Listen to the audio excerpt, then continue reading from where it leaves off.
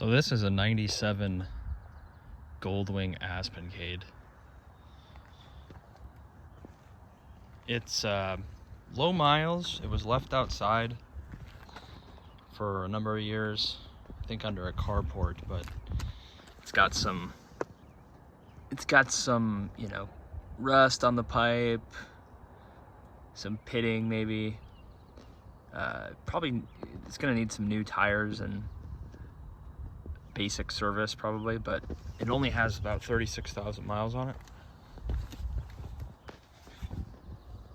which is really low for these bikes. This is a 6-cylinder engine, and these, you know, it's pretty common to see these bikes have well over 100,000 miles on them. This one certainly could do that as well.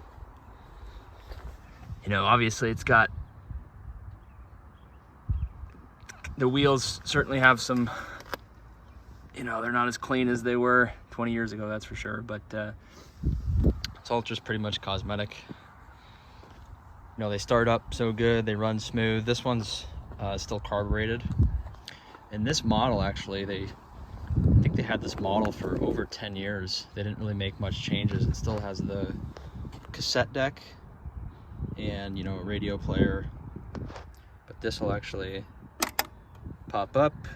That works. My dad actually had some old cassettes that I popped in there, and they're not, it's not very good technology. You can't really skip a song, and you know, there's only a limited amount of songs on there that you can listen to, but that's there. Again, it has a radio. It's not as heavy as you might think. I had a BMW 1200 LT, and that was a lot more top heavy because you sat higher up on it. So this bike, even though it is probably a similar weight to that, to the K1200, it sits lower, so it certainly doesn't feel as heavy as like a K1200 would. I don't know if there's a heavier bike than the K1200. That bike was very, very heavy.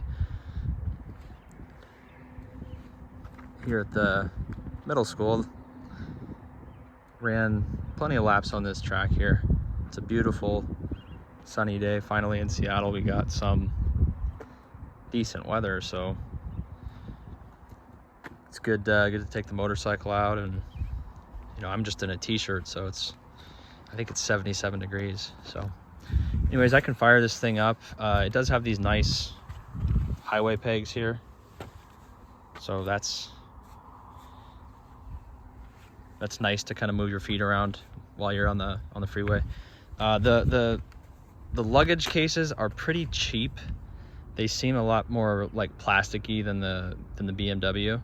They're very kind of flimsy, I would say, but this pops up.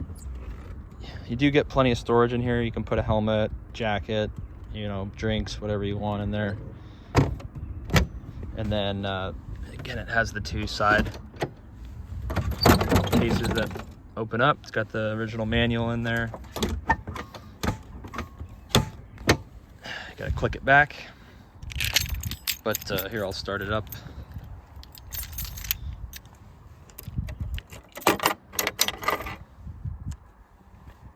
Make sure we're in neutral here before I do that. There we go.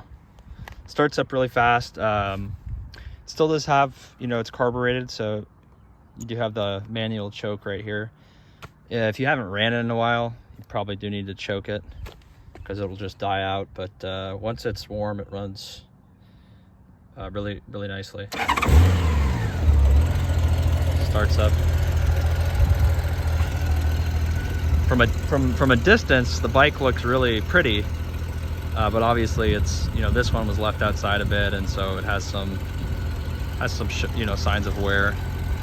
But for being over 25 years old, still, you know, highly capable. I'd say if you put kind of just new tires on it and did just a basic fluid change, you could probably ride this thing cross country. It's only got 36,000 miles on it, so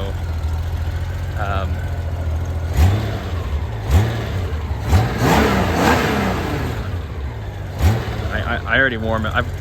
I warmed it up. I rode it for about 20 minutes here, so it's already warm. I think the windscreen is adjustable. I haven't messed with it. It's a decent height for me, so, but I do think you can adjust it. Again, these bikes are just not that, they're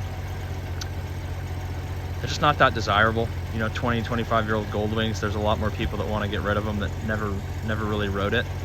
So you can find good deals. I got this for less than $2,000 on Facebook. So it, you know, again, if you plan on riding it, you'd need to do, you know, again, just new tires. But it's a rideable bike, and if you're wanting to tour, you know, you're across your state or even across the country, I don't know if you're going to be able to do it cheaper. You know, they made this same exact model bike for like I think over 10 years. It does have the radio on it.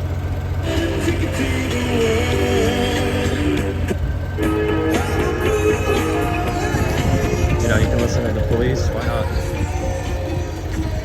Probably get a copyright or something. So yeah, so there's a little bit about the Goldwing I have here. Cheap, you know, bike that you could ride pretty much wherever.